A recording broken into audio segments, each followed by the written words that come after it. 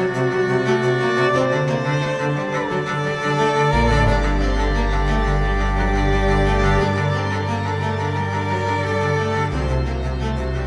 to Youthfluential, a live podcast talking about evangelism, youth ministry, and inspirational biblical topics.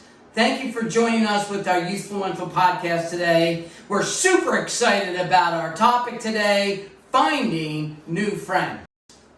And then here, I put a little explanation on that. Finding new friends without begging them. You see, you're not supposed to beg people to be your friend. You got to be able to say, you know what, I just want to have a life that is friendly and has friendships. And so finding new friends without begging them. So I got a couple points here, Pat. I got 4 points about finding new friends. I'm going to go over them real quick. Check this out. Finding a new friend. If you spend time with people will affect your life. Mm-hmm. So your life will be affected because of the type of people you're hanging out with. Like if you're hanging out with drug addicts, if you're hanging out with people who are lurking around trying to figure out what they can do to hurt people, steal from people, do things that are wrong, you know what? You're going to start thinking that way. If you start hanging out with people that curse all the time, you know, just a bad word that comes out of their mouths every time they turn around, Pat, you know what? You're going to get a tendency. You hang around with them long enough, you're going to have the tendency, I want to curse.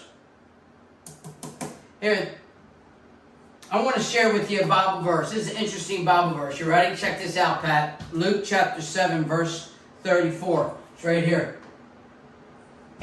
Check this out. The Son of Man has come, eating and drinking. How about that? That's straight out of the Bible. Jesus came to reach people with the gospel of salvation. And he didn't go to like the seminaries, and he didn't go to like the institutions. He went to where people were eating and drinking. You know, where's that? That's out in the streets, man. You know, we eat 3 meals a day. Some eat more than that. So we have actually 4 levels of friends. We have peers, people we work with, we see on a daily basis. Then we have general friends, people who we may spend some time with, more than peers. Mm-hmm. And then we have close friends, people who have the same value system that we have, that you have. And then you have the closest in the middle. An F and a J stands for family and Jesus.